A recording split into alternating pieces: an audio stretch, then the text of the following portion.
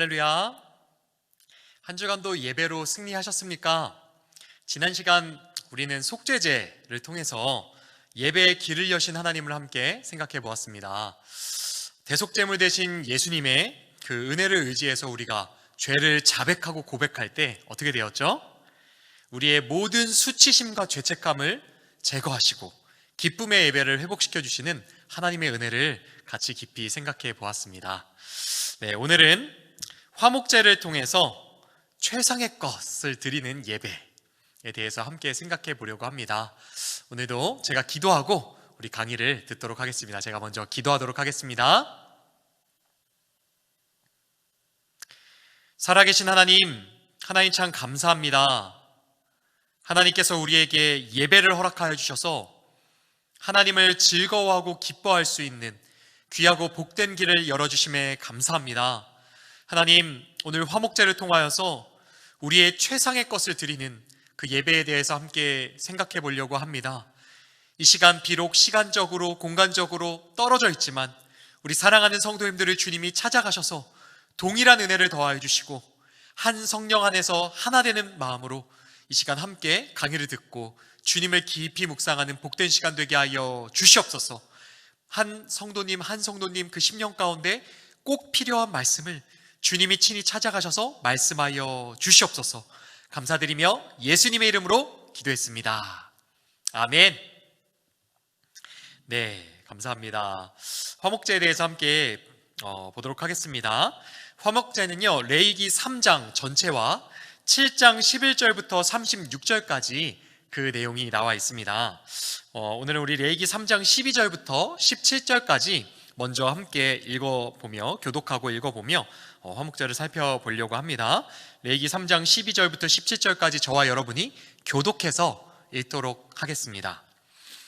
만일 그의 예물이 염소면 그것을 여호와 앞으로 끌어다가 그것의 머리에 안수하고 회막 앞에서 잡을 것이요, 아론의 자손은 그 피를 제단 사방에 뿌릴 것이며 그는 그 중에서 예물을 가져다가 여호와께 화제로 드릴지니 곧 내장에 덮인 기름과 내장에 붙은 모든 기름과 두 콩팥과 그 위에 기름 곧 허리 쪽에 있는 것과 간에 덮인 꺼풀을 콩팥과 함께 떼어낼 것이요, 제사장은 그것을 제단 위에서 불사를지니 이는 화제로 드리는 음식이요 향기로운 냄새라. 모든 기름은 여호와의 것이니라. 너희는 기름과 피를 먹지 말라. 이는 너희의 모든 처소에서 너희 대대로 지킬 영원한 규례니라. 아멘. 네, 먼저 우리 화목제의 정의를 한번 살펴보려고 합니다. 화목제는요, 히브리어로 제바흐 쉐라밈이라는 단어로 되어 있습니다. 앞에 있는 이 제바흐라는 단어는 자바흐라는 그 어원에서 왔는데요, 이게 죽이다, 제사드리다 라는 의미를 갖고 있는 단어입니다. 뒤에 쉐라밈이라는 단어는 그 어원이 여러분이 되게 잘 알고 계신 단어에서 왔습니다. 바로 샬롬입니다. 평화, 안녕에 대한 의미가 있는 그 샬롬이라는 단어에서 온 것이죠. 무엇인가 죽음으로, 제사를 드림으로 평화를 얻었다, 이런 의미를 한번 생각해 볼 수 있겠죠. 예수님이 우리를 대신하여 죽으심으로 우리는 하나님과 샬롬이 허락되었잖아요. 하나님과 평화의 관계를 얻게 되었죠. 화목제는요, 하나님께 구원받은 백성이 드리는 제사입니다. 즉 하나님과 이미 화목한 상태에 있는 사람이 감사하고 하나님을 기뻐함으로 드리는 그런 제사, 예배라고 생각해 볼 수 있는 것입니다. 이렇게 화목제를 드리는 방법을 한번 또 간단하게 우리가 살펴봤으면 좋겠습니다. 화목제를 드릴 때 일단 제물은 원래 우리가 번제 이렇게 드렸던 것과 비슷하게 진행이 되는데요, 근데 제물은 소와 양과 염소만 가능합니다. 비둘기는 이게 안 되는 상황이죠. 아무래도 화목제가 나중에 하나님께 드리고 나서 사람들과 잔치를 벌이고 하는 그런 부분들이 있다 보니까 그러지 않았나 생각해 볼 수 있는 것 같습니다. 근데 이제 번제물은 수컷만 됐었잖아요. 화목제물은 수컷뿐만 아니라 암컷도 가능합니다. 다만 흠이 없는 것이어야 된다라는 전제는 번제와 동일합니다. 낙헌제는 제외이지만요. 제사를 드릴 사람이 직접 제물을 가지고 회막 문 앞으로 옵니다. 네, 그리고 어떻게 했죠? 번제 때 그 제물에게 손으로 이렇게 얹고 안수를 하는 것입니다. 네, 제사자가요, 직접. 이게 안수를 함으로 여러 가지 이제 그 이야기가 있었죠. 그리고 나서 이제 제사자가 직접 제물을 잡습니다. 네, 그리고 제사장은 여기 우리 모형에 나와 있는 것처럼 그 피를 이렇게, 지금 이건 소인 것 같은데요, 피를 제사장이 이렇게 받는 것입니다. 그리고 그 피를 받아서 제단, 번제단 사방에 뿌립니다. 그리고 제사를 집례하는 집례한다는 표현보다는 제사를 원래 드리러 온 본인은 그 제물을 가죽을 벗기고 다 각을 뜨고 이제 제물의 기름을 따로 다 분리합니다. 여기서 흔히 말하는 기름은요, 돼지고기에 뭐 이렇게 비계덩어리 이런 것들이 아니에요. 내장에 엉겨 있는 모든 기름을 말합니다. 네, 그리고 또 콩팥 2개가 이렇게 다시 또 분리하는데, 콩팥 신장이죠. 네, 이 콩팥을 덮고 있던 허리의 기름과 또 간을 덮고 있는 껍질을 분리해서 번제단에 이렇게 놓아서 태워서 향기로 하나님께 이렇게 올려드리는 거죠. 네, 그리고 독특한 게 있습니다. 오늘은 지금 우리가 마지막 염소에 대한 구절을 읽었지만 그 위에 보면 이제 양의 경우에 대해서도 설명을 해주는데요, 양의 경우는 조금 독특한 내용이 붙습니다. 그러니까 엉덩이에 있는 미골부터 꼬리까지 잘라 이걸로 또 통째로 하나님께 드려야 된다는 거예요. 그래서 이것을 화목제 이렇게 보시다 보면 양은 왜 특별히 이렇게 했을까 이렇게 생각을 하시게 될 겁니다. 저도 궁금해갖고 좀 알아봤는데요, 고대의 양들은요 되게 지금의 양과 조금 달랐더라고요. 지금 사진을 제가 준비하는데 보이시나요? 양의 꼬리가 어떻죠? 꼬리가 거대합니다. 네, 지금 이 꼬리가 되게 거대하게 보이는데 실제로 이 꼬리 안에 뼈는 되게 작고 기름 덩어리로 가득 차 있었다고 합니다. 네, 그래서 이 기름 덩어리니까 기름은 하나님 것이다, 다 바쳐야 됐던 것이죠. 통째로 바쳤던 것이죠. 네, 기름, 그리고 콩팥, 간엽 이런 것들은 왜 하나님께 바쳐야만 했는지는 제 뒤에 우리 의미를 생각할 때 자세히 설명을 드리려고 합니다. 지금은 이제 잠시 이것만 보고요. 번제를 드리고 나면 여러분 이제 방금 말씀드린 것처럼 번제가 아니죠, 화목제이지만 그 콩팥과 기름과 간엽과 이런 것들을 이제 드렸잖아요. 드리고 나면 남는 게 있습니다. 무엇이죠? 이제 고기가 남죠. 네, 이 고기들 중에 가슴 부위는 흔들어서 요제로 삶습니다. 흔들어서 하나님께 드리고 먼저 그 요제로 삶고 나머지 그 이제 하나님께 바친 후에 그 가슴 부위 고기는요, 아론의 자손들, 즉 대제사장들에게 이제 주게 됩니다. 그리고 오른쪽 뒷다리, 또 이것은 거제로, 지금 이제 화면에 나오는 게 거제이죠. 들어 올렸다가 내리는 것, 하나님께 드린다는 의미로 들어 올렸다가 내리는 그것을 통해서 하나님께 드린 후에 그날 제사를 집례한 제사장에게 준다고 합니다. 그럼 이제 가슴 부위와 오른쪽 다리 빼고 나머지 고기가 남잖아요, 여러분. 이 고기로는 자신들의 가족들, 그리고 집에서 함께 있는 종들을 이제 다 불러 모아요. 성전에 있는 레위 사람들에게도 나누고요, 심지어 동네 이웃들도 초청해서 이제 잔치를 사실 벌이는 거죠. 함께 나눠 먹습니다. 풍성한 잔치가 사실 화목제를 드릴 때 일어나는 것이죠. 네, 이렇게 화목제를 드리는 때에 대해서 한번 생각을 해보면 공식적으로는 레위기 23장 19절에 나오는데 오순절에만 기록이 남아 있습니다.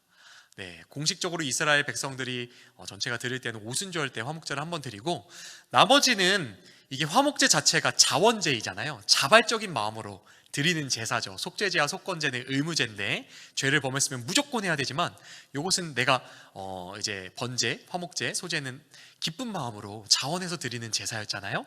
그러니까 이 자원제의 특성이 있습니다. 본인이 드리고 싶을 때 언제든 드릴 수 있다는 것이죠. 그래서 드리는 때는 본인이 드리고 싶을 때 언제든 드릴 수 있다는 것 생각해 보시면 좋을 것 같습니다.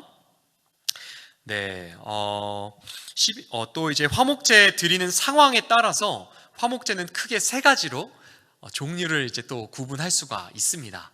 첫 번째로는 이제 감사제, 또 서원제, 낙헌제, 이렇게 3가지 종류가 있는데요. 우리 감사제부터 먼저 살짝 함께 살펴봤으면 좋겠습니다. 감사제는 히브리어로 토다라고 합니다. 옆에 나와 있는 것처럼 특별한 은혜에 감사하는 마음을 표현하는 화목제입니다. 고대 사회에서는요, 한번 생각을 해봅시다. 그럼 특별하게 감사해야 할 상황이 언제 있을까?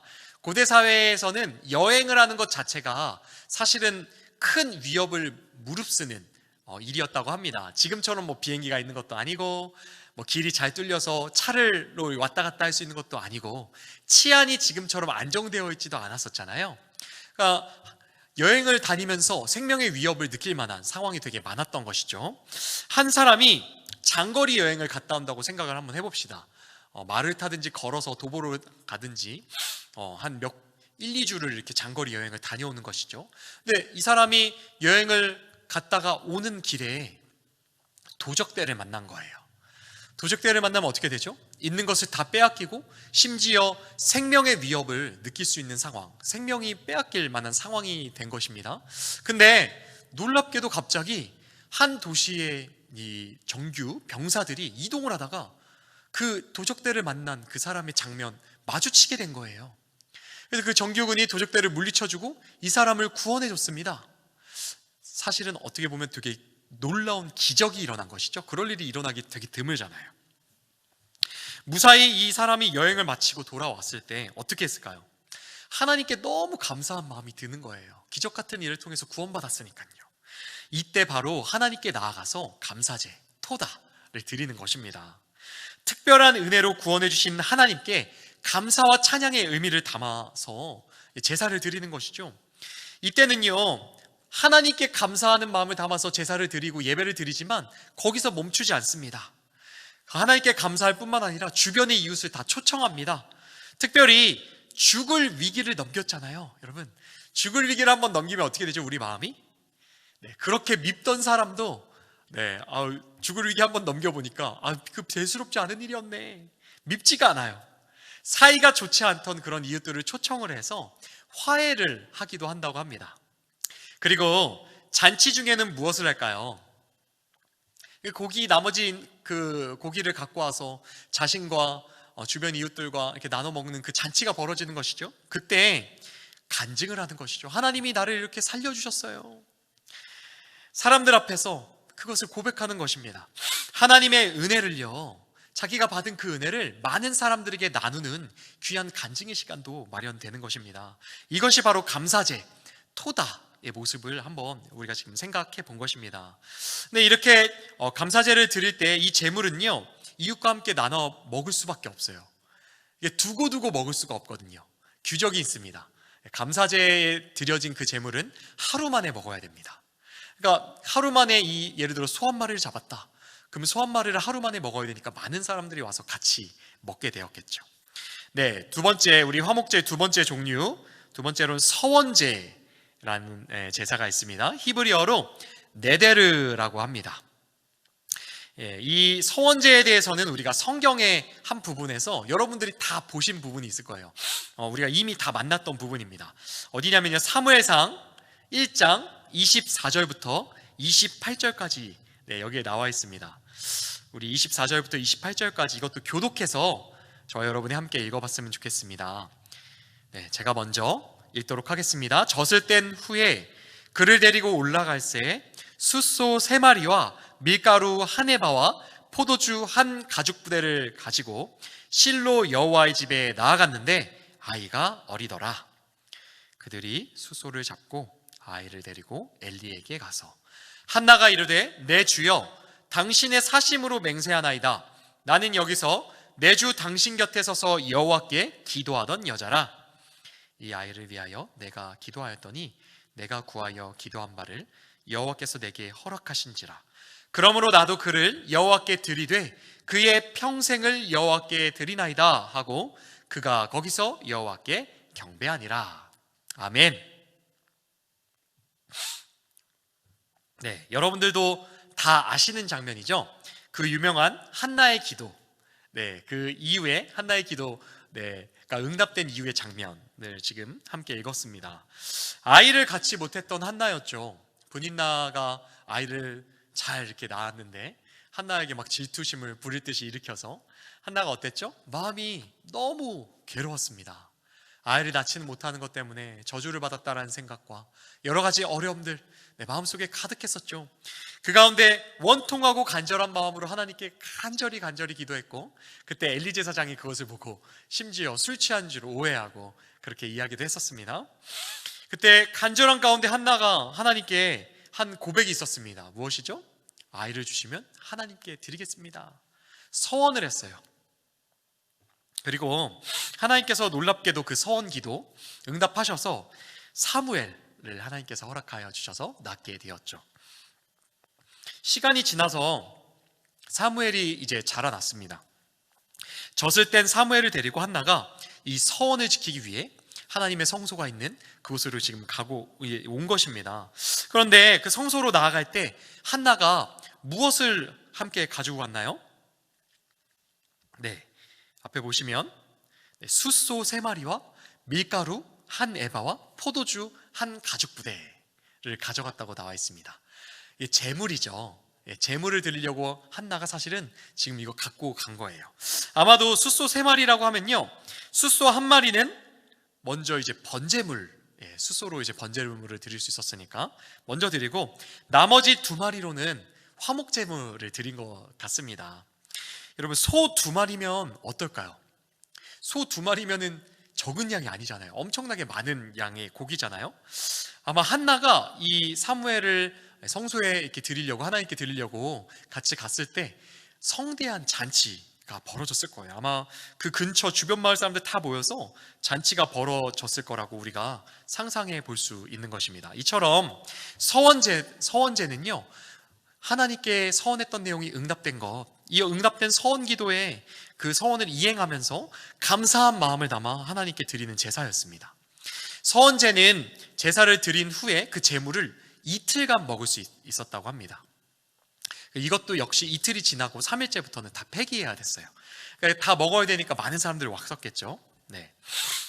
세 번째로 우리 화목제의 종류 중에 세 번째 제사도 살펴봤으면 좋겠습니다. 세 번째는 자원제, 낙헌제라고 흔히 우리가 알고 있죠. 히브리어로는 네다바라고 합니다. 네다바. 여러분은 일상을 보내다가 갑자기 문득 하나님의 은혜와 감동이 밀려 오는 것을, 그런 경험을 해보신 적이 혹시 있으신가요? 저는 운전을 하면서 가다가 갑자기 문득 감사한 마음이 밀려들어서 눈물을 흘렸던 적들이 몇 번 있습니다. 그러니까 하나님의 은혜가 갑자기 너무 크게 느껴져서 갑자기 그 은혜에 너무 감사하고 눈물이 막 흐르는 것이죠. 그럴 때 제가 한번 그래서 이런 것들, 이런 상황, 갱년기의 은혜인가? 이런 그런 생각을 제가 한 적이 있습니다. 그런 이름을 붙였던 적이 있는데요, 특별한 어떤 감사할 일이 있었던 게 아니에요. 그냥 일상을 살아가고 있는 순간인데 그냥 갑자기 감사의 마음이 막 솟아나요. 이전에 부어주셨던, 옛날에 허락해 주셨던 어떤 은혜의 사건들이 생각나기도 하고, 사실은 그냥 오늘 하루 숨을 쉬고 있는 것 자체가, 그냥 살아갈 수 있도록 하나님께서 은혜를 베풀어 주신 것 자체가 감사하고, 그냥 마음의 은혜가 부어지는 그런 경험을 할 때가 성도라면 한 번쯤 있으셨다라고 저도 생각을 해보게 됩니다. 근데 이럴 때 감사한 그 마음을 표현하는 것이 바로 낙헌제, 바로 자원제라고 할 수 있습니다. 우리가 하나님께 감사할 때는 보통 이유가 있잖아요. 특별한 이유가 있습니다. 자녀를 하나님께서 허락해 주셨든지, 취업을 할 수 있도록 하나님 인도해 주셨든지, 아니면 사업이 대박 났든지, 그러면 어떻게 되죠? 감사 헌금을 준비하잖아요. 그래서 그 감사 헌금 제목을 다 써서 하나님께 드립니다 하고 교회에 헌금을 하곤 하죠. 그런데 어떤 신학자가 이런 이야기를 하시더라고요. 특별한 이유 없이 드리는 감사 제사이기 때문에 범사의 감사 헌금 같은 게 아닐까라고 이야기를 하시더라고요. 제가 보면서 되게 공감을 했습니다. 이때는요, 이제 낙헌제 때는 특별하게 하나님께서 허용해 주시는 게 있습니다. 뭐냐면 재물에 약간의 흠이 있어도 이것을 허용해 주세요. 왜 그럴까? 제가 이거 고민을 좀 해보게 되더라고요. 생각을 해보게 되더라고요. 다른 재물은 흠을 하나도 허용해 주시지 않으셨거든요.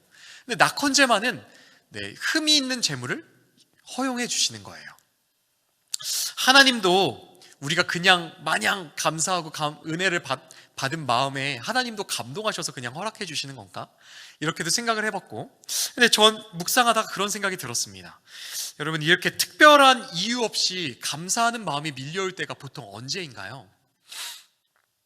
저는 제가 이렇게 특별한 이유 없이 눈물을 흘렸던 때를 생각해 보니까 사실은 돌아보니까 조금 힘든 일들이 있을 때였지 않았나라는 생각이 들더라고요.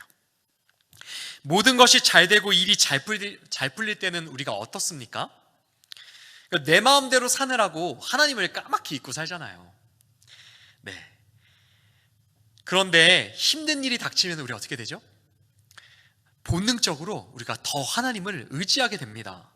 하나님을 의지하고 가까이 있다 보니까 어떻게 되죠? 상황과 상관없이 감사함이 정말 밀려오는 그 일을 경험하게 되는 것이죠. 어려운 상황 가운데서 오히려 감사가 넘치는 것을 경험합니다. 특별한 이유 없이 감사하게 되는 그런 일들을 경험합니다. 그런데 이때는 어려운 상황이잖아요. 흠없는 재물, 넉넉한 헌물 구하기가 어려울 때가 많잖아요. 그래서 하나님이 이것을 아시고 이 낙헌제만은 조금 흠없거나 조금 어려운 상황, 좀 넉넉하지 않은 그런 헌물이라도 하나님께서 받아주시겠다, 허용하신 것이 아닌가, 개인적으로 묵상을 한번 좀 해보게 되었습니다. 여러분, 이렇게 바쳐진 낙헌제 제물 역시요, 이틀 동안까지 가족들과 또 우리 주변 이웃들과 먹을 수 있었다고 이렇게 나와 있습니다. 다음으로는 우리 화목제를 통해서 생각해 볼 수 있는 의미들을 같이 좀 살펴보려고 합니다. 첫 번째로는요, 가장 소중한 것을 드리는 제사가 바로 화목제이다라고 같이 한번 생각을 해볼 수가 있습니다. 우리가 지금까지 살펴본 것과 같이 화목제는요, 다른 제사와 달리 벌어지는 사건이 있습니다. 무엇이죠? 바로 잔치죠, 잔치. 사람들에게 고기를 나눠줘야 돼요. 하루 만에 이틀 만에 다 먹어야 되니까. 하나님께는요, 그렇게 하다 보니까 하나님께는요, 가장 중요한 부분만 제물로 바치게 돼요. 나머지 남겨야 되다 보니까 핵심, 엑기스, 가장 중요한 부분, 이것만 하나님께 드리는 것이죠. 이것을 보면서 우리가 조금 이 제사의 깊은 의미, 또 예배에 담겨있는 깊은 의미를 살펴볼 수 있는데, 여러분, 화목제에 하나님께 온전하게 드려지는 부분이 무엇이었죠? 첫 번째로 내장에 엉켜있던 기름들이었어요. 그렇죠? 그리고 콩팥 주변에 엉켜있던 기름들, 그리고 간엽이라고 하죠. 간 껍질, 이런 부분들, 그리고 또 이게 정식적으로 하지만 우리가 간접적으로 볼 수 있는 부분도 있었습니다. 무엇이죠? 피를 받아서 피는 제단에 이렇게 뿌려졌죠. 그런 피까지 하나님께 드려지는 거라고 볼 수 있습니다. 여러분, 근데 이 하나하나 의미가 그러면 무엇일까요? 왜 꼭 기름, 콩팥, 간, 피, 이런 것들만 왜 하나님이 받으셨을까요? 여러분, 혹시 간땡이가 부었다라는 말을 들어보신 적 있으십니까? 간땡이가 부었다. 무슨 뜻이죠? 마음에 겁이 없이 행동하는 사람, 그런 사람들, 겁이 없는 사람을 간땡이가 부었다라고 하는 것이죠. 두려움이 없다는 것이죠. 또 이런 이야기도 있습니다. 쓸개가 빠졌다라는 이야기 들어보셨습니까? 쓸개가 빠졌다. 줏대 없이, 그냥 양심 없이 막 이렇게 옮겨다니면서 이것저것 행동을 하는 사람들, 그런 사람들을 또 쓸개가 빠졌다라고 표현을 하잖아요.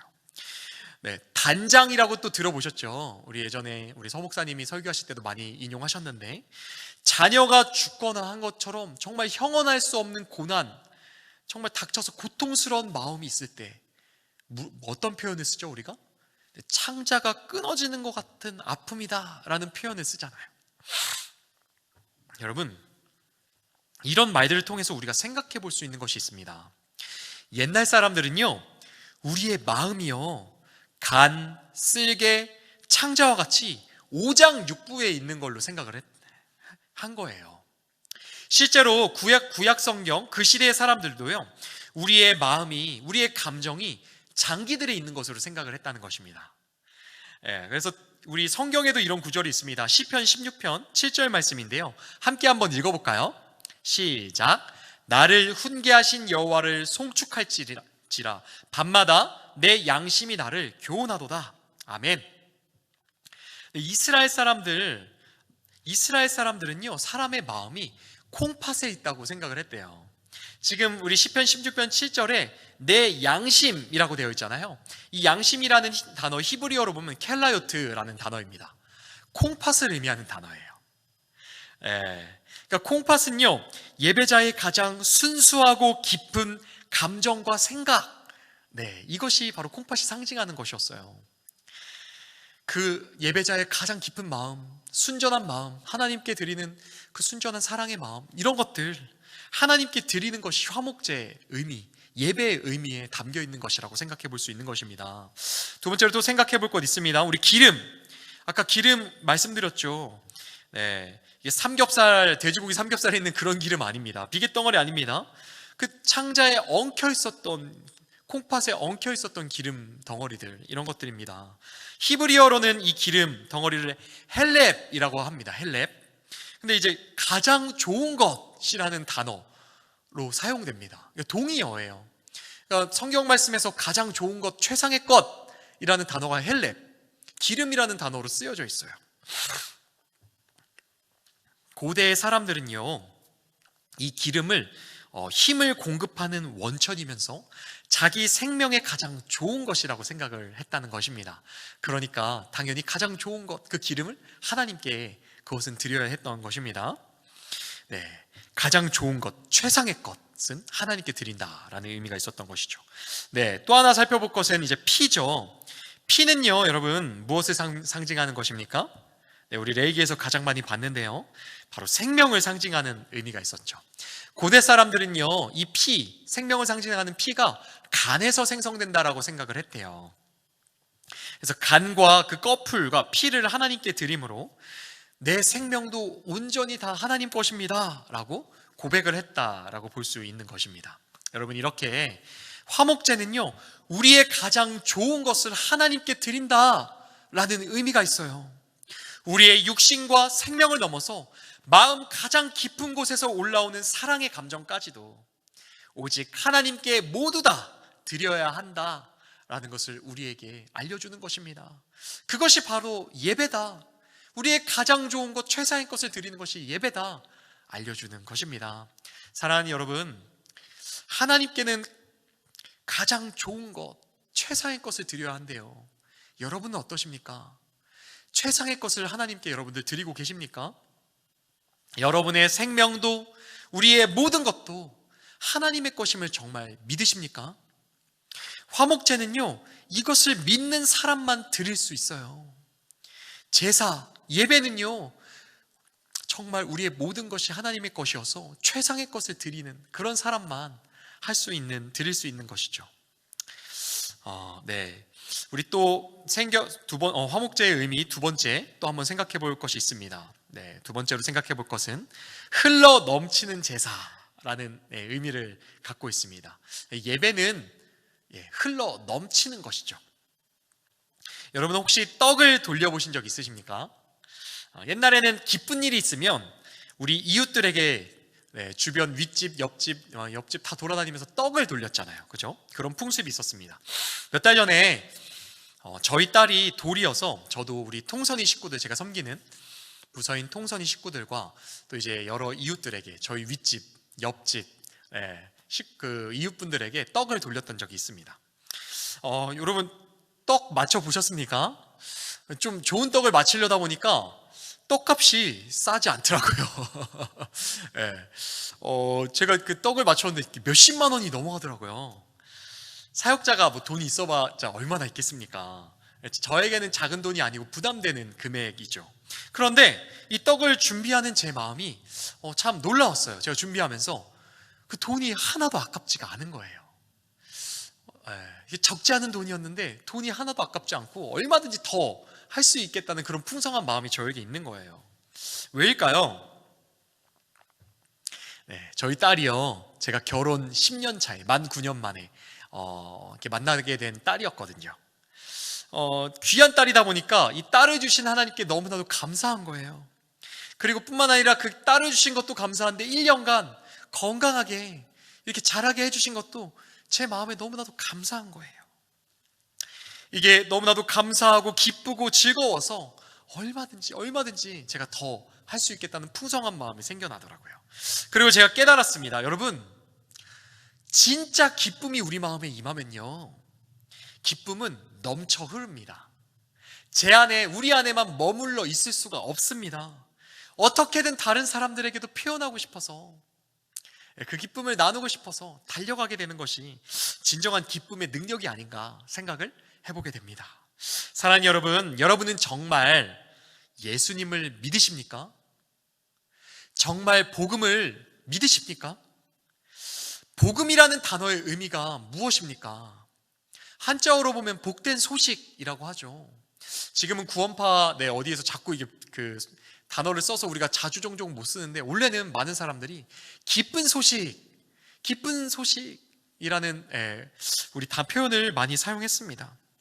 온 우주를 다 만드신 그 창조주 하나님, 그분이 나를 만나주시는데 어떻게 그 기쁨을 감출 수가 있겠습니까?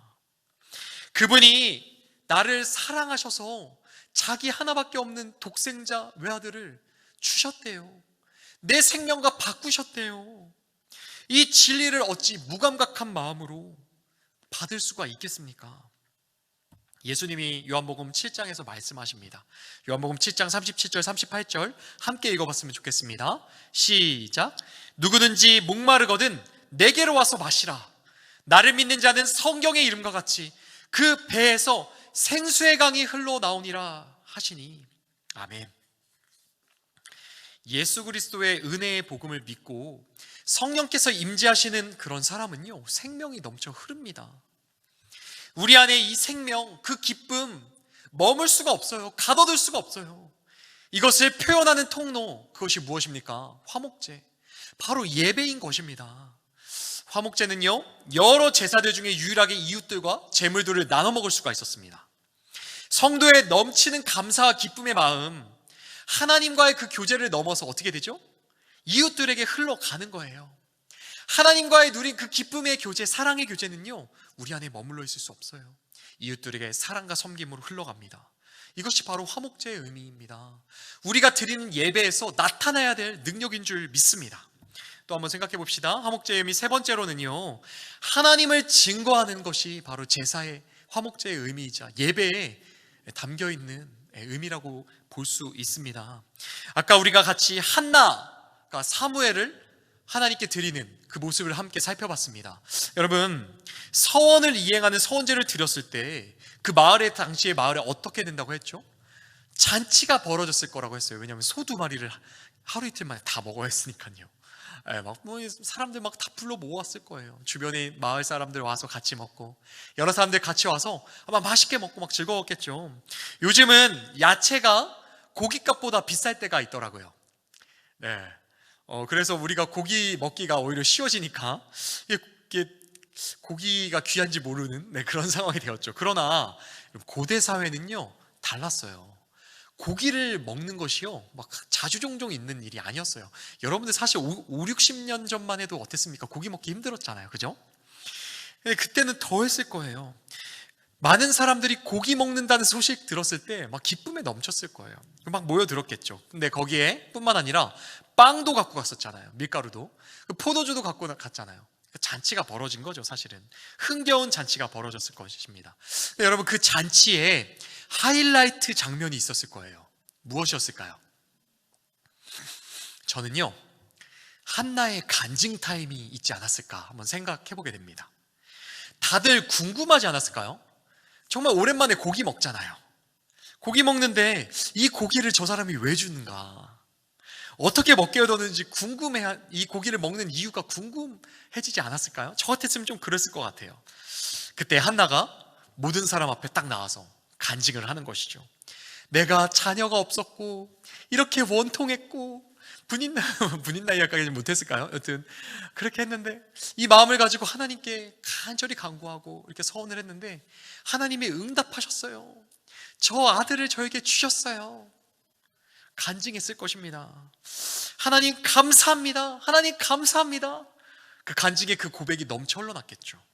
넘치는 기쁨 속에서 한나는 간증을 했을 것입니다. 여러분, 혹시 여러분은 전도를 해보셨습니까?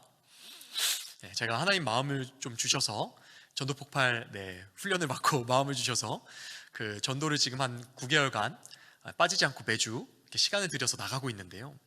노방 전도를 하면서 절실하게 느끼게 되는 것이 있더라고요. 무엇이냐면요, 제가 하나님이 당신을 사랑하십니다 이야기를 하잖아요. 다 알고 계세요, 대부분이. 이미 이 진리를, 하나님이 우리를 사랑하신다는 진리를 모르는 사람이 없어요. 심지어 제가 전도하다가 만난 한 아버님이 저에게 이야기를 하시더라고요. 교회에서 나왔어? 그러면 띠를 두르고 와야지, 띠를. 이야기를 하시더라고요. 교회에 사람을 데려가려면 띠를 두르고 와서 이렇게 더 적극적으로 해야지, 그렇게 해가지고 어떻게 교회에 사람을 데리고 가. 저에게 막 조언을 해주시고 충고를 해주시더라고요. 저보다 전도에 대해서 더 잘 알고 계세요. 전혀 믿지 않는 분, 교회 나오시지 않는 분인데, 여러분, 지식적으로 제가 복음을 아무리 전해보려고 신학도 하지 않았습니까? 목회자 나름 사역자 아닙니까? 지식적으로 얼마나 이야기할 수 있겠어요. 막 이야기를 해보고 해봐도요, 아무리 전해도 못 알아들어요. 네, 전혀 못 알아들어요. 이게 머리로 이해가 안 되는 게 아니라, 머리로 모르는 것이 아니라요, 마음으로 믿어지지가 않거든요. 저에게 그게 믿어지냐고 증거를 대라고까지는 말씀 못 하시더라고요. 그래도 예의를 차리셔서. 근데 그 눈빛과 그 표정과 다 거기 다 드러나요. 비웃으시면서. 그걸 어떻게 믿어? 증거를 대봐. 너가 이상해 라고, 이렇게 그게 다 느껴져요. 여러분, 복음의 가장 강력한 증거가 무엇입니까? 전도를 할 때 우리가 그분에게 가장 강력한 증거로 보여드릴 수 있는 것이 무엇입니까? 바로 여러분이세요. 복음을 전하는 전도자, 예수님이 정말 믿어지는 사람, 여러분 자체가 하나님이 역사하시는 증거잖아요. 그래서 예수님이 여러분을 뭐라고 하셨습니까? 증인이라고 하셨잖아요. 증인, 내 증인이다 말씀하시잖아요. 여러분과 제가 바로 복음의 증거입니다. 복음의 증인입니다. 복음이 가장 효과적으로 전해질 때는 언제일까요? 복음의 증거가 확실하게 나타날 때이겠죠. 복음이 정말 복된 소식이라면, 기쁜 소식이라면 당연히 전하는 우리가 먼저 그 기쁨에 충만해야겠죠. 여러분과 제가 복음으로 인해 먼저 기뻐하고 충만할 때, 예수님으로 인해서 즐거워할 때, 그 많은 사람들이요, 우리 안에 있는 이 기쁨, 이 즐거움, 이것을 보고 이 복음 받아들이게 되고 믿게 되고 그렇게 될 줄 믿습니다. 그것이 증거가 되고 우리가 진정한 증인이 될 줄 믿습니다. 여러분, 아까 잠깐 한나에 대한 이야기를 나눴는데요, 한나의 간증은 어땠을까요? 기쁨에 충만하잖아요. 지금 감사가 충만하잖아요. 능력이 있는 최고의 간증이었겠죠. 최고의 복음 전도였을 것입니다. 화목제는요, 이 넘치는 기쁨, 사로잡힌 강력한 간증이 있는 시간이었던 거예요. 우리의 예배도 마찬가지인 줄 믿습니다. 예배에서 일어나는 것이 무엇입니까? 하나님과의 만남이 이루어지잖아요. 주님과 만났는데 어찌 우리 마음에 넘치는 기쁨이 없을 수가 있겠습니까? 이 기쁨 가지고 이 기쁨 가지고 예배하는 우리의 모습, 그 자체가 어떻게 될까요? 많은 사람들에게는요, 이것이 증거요, 우리가 증인으로 서게 되는 것입니다.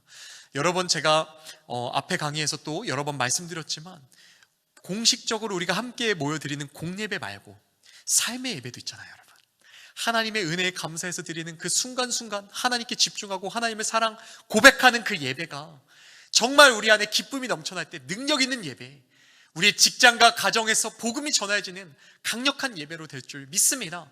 화목제의 예배가 우리 삶 속에 살아내야 될 줄 믿습니다. 사랑하는 여러분, 여러분은 오늘 무엇을 기뻐하며 살아가고 계십니까? 우리가 살아가는 세상은요, 복잡해진, 되게 지금 복잡한 사회와 세상을 우리가 살아가고 있다라고 이야기를 하는데, 복잡해진 만큼 즐거움을 추구할 다양한 것들을 우리에게 제공해 주는 것 같아요. 이걸로 즐거움 추구해, 저걸로 즐거움 추구해. 알고리즘의 노예라는 말 들어보셨습니까?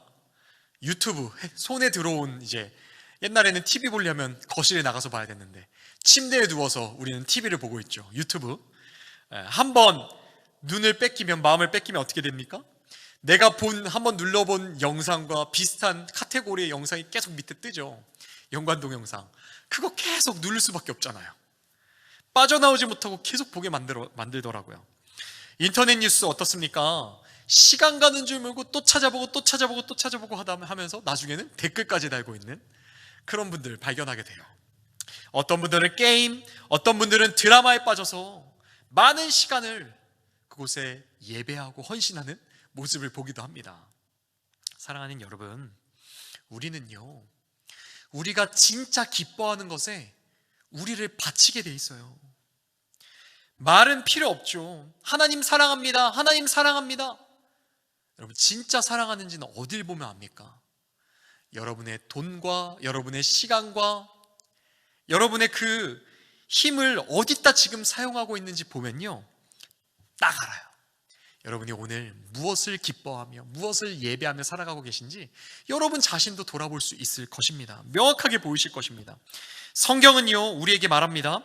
여호와를 기뻐하는 것이 너희의 힘이니라. 우리가 이 땅에서 능력 있는 삶, 승리하는 삶을 살아가려면요, 힘이 필요해요. 이 땅에서는 영적 전쟁이 끊이지 않고 있으니까요. 사랑하는 여러분, 영적 전쟁에서 승리할 수 있는 그 힘이 어디서 옵니까? 하나님을 기뻐하는 것에 있습니다.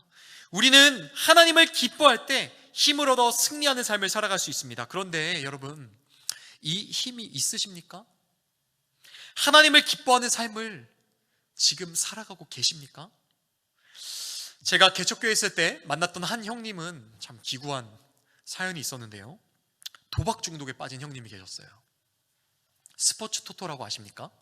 인터넷 도박이죠. 너무나도 쉽게 핸드폰으로 접해서 할 수 있는데, 처음에는 되게 가볍게 이 형님도 시작했던 것 같아요. 그런데 이게 점점 금액이 커지고 집안의 재산을 다 날리고 아내분에게 버림받고 자녀들과 또 가족들과 다 연락 끊기고 버림받고, 그렇게 배달 알바를 급급하면서 살아가다가 그 오토바이 타고 배달하다가 차 사고가 크게 난 거예요. 그래서 근 1년 정도를 거의 죽었다 살아나셨죠. 사실은 이렇게 얼굴에도 큰 흉터가 있고 장기도 떼어낸 곳도 있고, 그렇게 근 1년간 병원 신세를 질 만큼 어렵게 큰 사고가 나서 그렇게 해서 받은 그 위자료라고 하죠. 합의금이죠. 사실은 그것 2억 정도가 됐었는데요, 그 형님이 2주 만에 다 날려버리시는 거예요. 도박으로, 인터넷 도박으로요. 제가 그 형님 이야기를 다 듣고 그 형님 그걸 이제 다 옆에서 지켜보면서 너무 궁금해서 이게 도박 중독에 대해서 좀 알아봤어요. 근데 이게요, 소망 고문이에요. 소망 고문. 여러분, 도박이 계속 잃기만 하는 것이 아니라는 건 아십니까?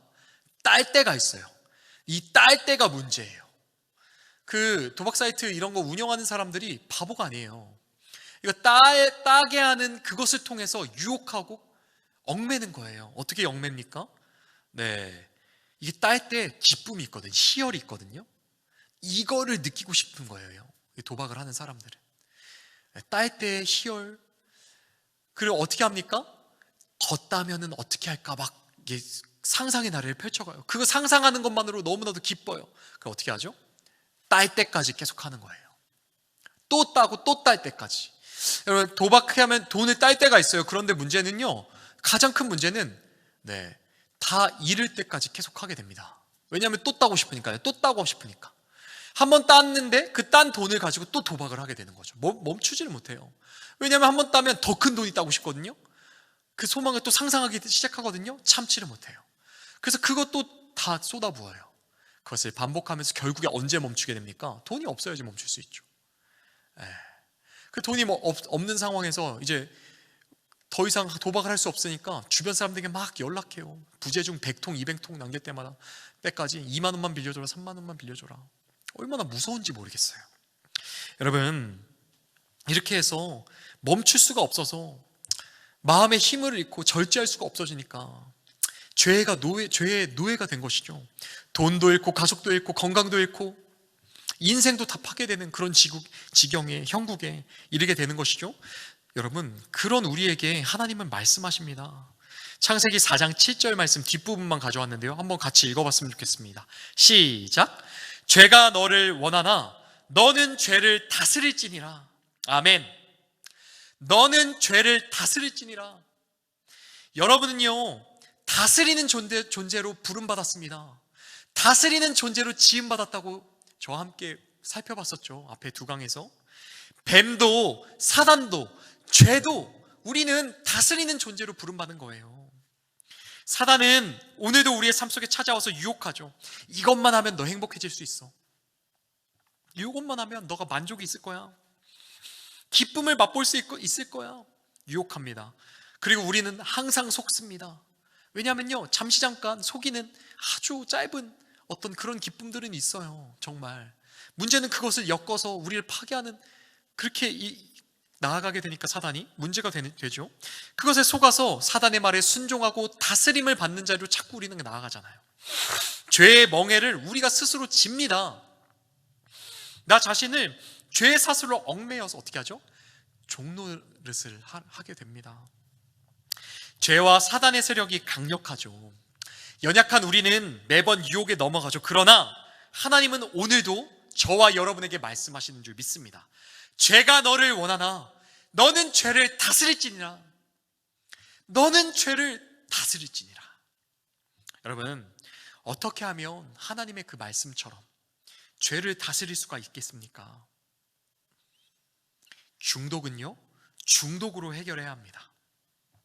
내가 중독된 것보다 더 큰 기쁨 줄 것을 찾아서 사랑하면요, 자연스럽게 이전 것은 다 떨어져 나가게 되더라고요. 제 이야기를 조금만 하자면 제가 학창시절에 사춘기를 질풍노도의 시기를 지났습니다. 정말 많이 방황을 했습니다. 제가 이제 돌아오게 된 게 진짜 하나님의 은혜이고, 학창시절에 친구들이 저를 보면 놀랄 건데, 지금 사실은 제가 중2 때부터 군대에서 제대할 때까지 술과 담배를 즐겼습니다. 일찍 배웠죠, 제가. 계산을 해보니까 만으로 한 9년 정도를 술, 담배를 했더라고요. 군대에 갔을 때는 이제 좀 담배도 오래 폈고 술도 많이 마셔봤으니까 끊고 싶어서 얼마나 많이 노력했는지요. 제대를 하고 나서는 한번 끊어보겠다고 제가 한 술 친구가 있었죠. 친구와 함께 저는 일단 삭발을 했어요.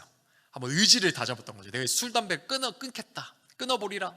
그리고 그 친구와 함께 저기 강원도 속초 아시죠, 여러분? 속초까지 제 텐트를 메고 갔습니다.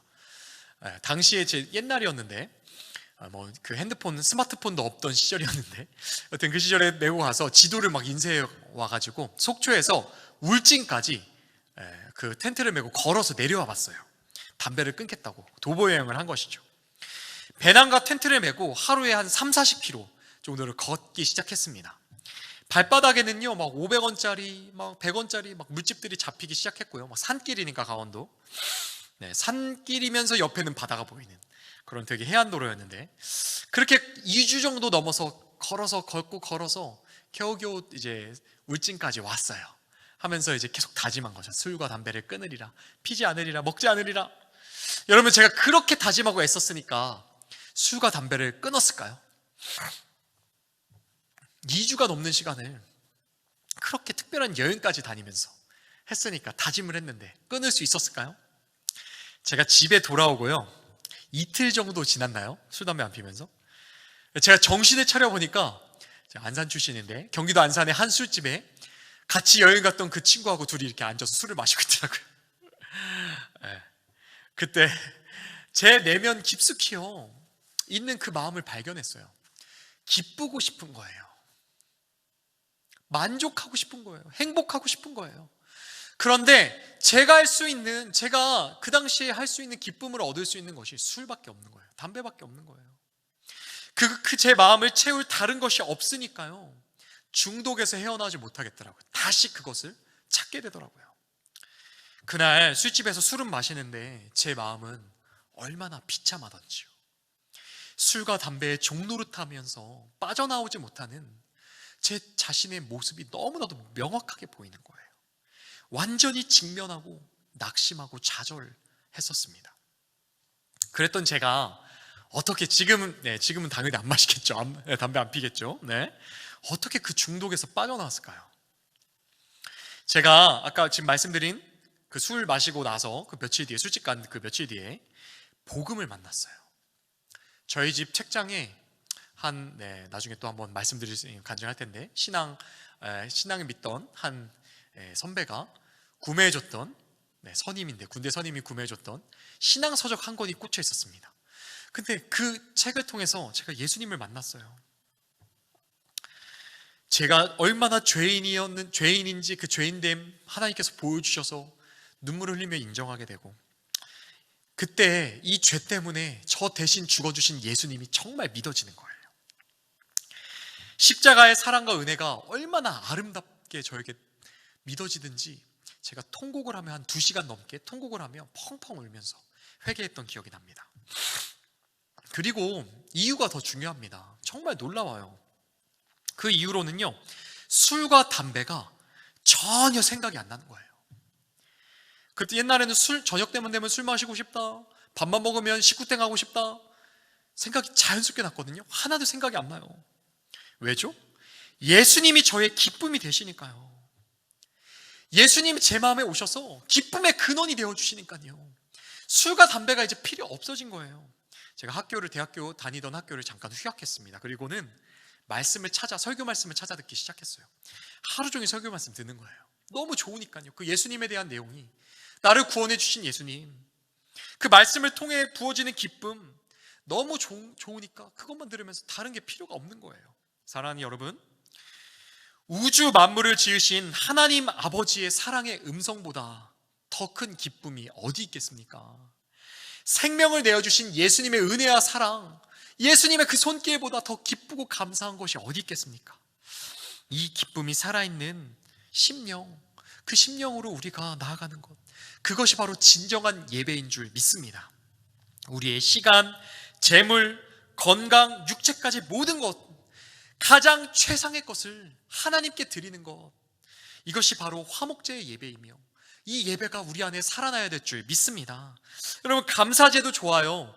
아까 우리가 함께 살펴봤던 서원제도 좋아요. 그 의미가 기억나십니까? 하나님께서 우리에게 베풀어 주신 그 은혜, 특별한 은혜에 감사하며 간증하고 그 기쁨을 나누는 전도자가 되어야 될 줄, 우리 안에 이 예배가 회복되어야 될 줄 믿습니다. 그러나 여러분, 무엇보다 우리 내면 깊숙이 낙헌제의 영성이 회복되기를 간절히 소망합니다. 그 어떤 고난과 어려움이 오더라도 상황과 환경의 문제가 아니라 하나님으로 인한 그 기쁨, 그냥 살아계신 하나님을 바라보며 그 하나님이 나에게 생명을 주신 것 자체가 기쁘고 감사하고, 그래서 그냥 눈물이 흐르고 나의 모든 것, 최상의 것을 하나님께 드리겠다 고백하는 그런 삶의 예배가 우리 안에 살아나게 되기를 주님의 이름으로 축복합니다. 근데 여러분, 어떻게 그럴 수 있을까요? 어떻게 우리는 이 기쁨을 회복하고 하나님께 나아갈 수 있을까요? 여호와를 기뻐하는 힘과 능력으로 죄를 이길 수 있습니다.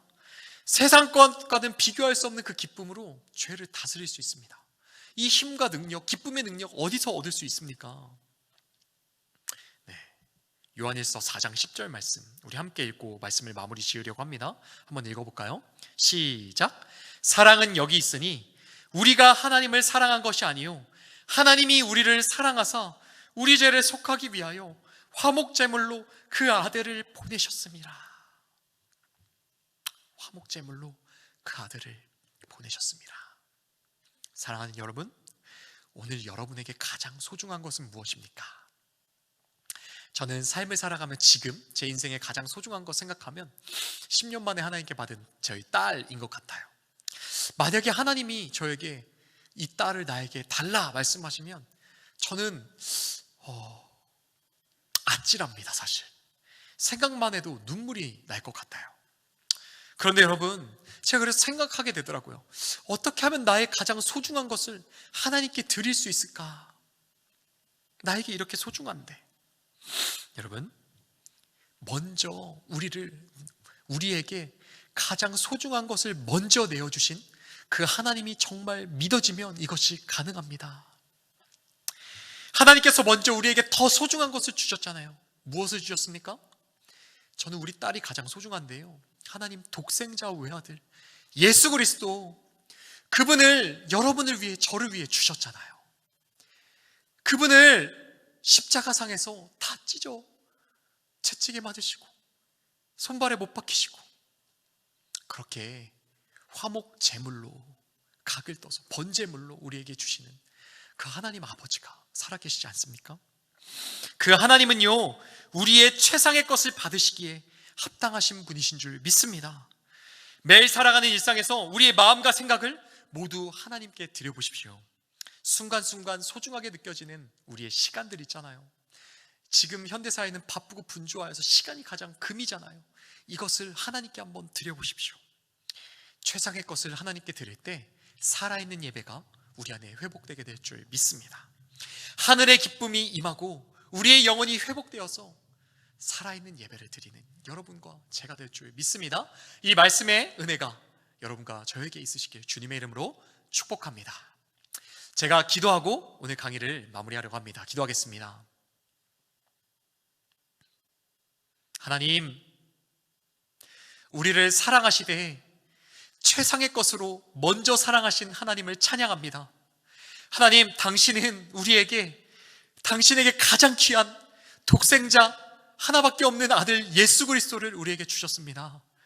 그 아들을 저를 위해, 우리 사랑하는 성도님들을 위해 화목제물로, 정말 피 흘리는 화목제물로 주신 줄 믿습니다. 하나님, 우리가 최상의 것을 우리에게 주신 하나님을 정말 믿기를 원합니다. 그러나 주님이 아시는 것과 같이 성령께서 임하시지 않으시면, 성령께서 우리 안에 오셔서 이 진리가 믿어지도록 역사하지 않으시면 우리가 믿을 수도 없고 하나님을 기뻐할 수도 없음을 주님 앞에 고백합니다. 사랑하는 주님, 이 시간 우리 사랑하는 성도님들을 찾아가 주시옵소서. 그 심령 가운데 예수 그리스도의 보혈로 덮어 주시옵소서. 우리를 사랑하시되 모든 것 다 내어주시고 사랑하신 하나님 아버지, 예수 그리스도, 그 진리가 정말 믿어져서 우리 마음의 최상의 것, 우리 역시도 하나님께 드리고 기쁨과 감사로 우리의 모든 것을 하나님께 드리는 사랑하는 성도님들과 제가 될 수 있도록 축복하여 주시옵소서. 하나님, 화목제의 그 예배의 의미가 우리 안에 충만하게 살아있기를 원합니다. 특별히 낙헌제의 의미가 우리 사랑하는 성도님들과 저에게 있기를 소망합니다. 특별한 어떤 것으로 인하여서 기뻐하고 감사하는 것이 아니라 우리에게 모든 것 주신 그 하나님 그분 자체만으로, 당신 자체만으로 기뻐하고 감사하여서 눈물이 흐르고 우리의 최상의 것을 드리는 사랑하는 성도님들과 제가 될 수 있도록, 화목제의 영성이 우리에게 살아있을 수 있도록 이 시간 축복하여 주시옵소서. 이 은혜를 우리에게 주신 하나님을 찬양하고 경배합니다. 감사드리며 이 모든 말씀 예수님의 이름으로 기도했습니다. 아멘. 감사합니다. 네, 오늘 3강 화목제에 대한 예배의 의미는 여기까지입니다. 다음 주에 4강으로 또 만나 뵙도록 하겠습니다. 감사합니다.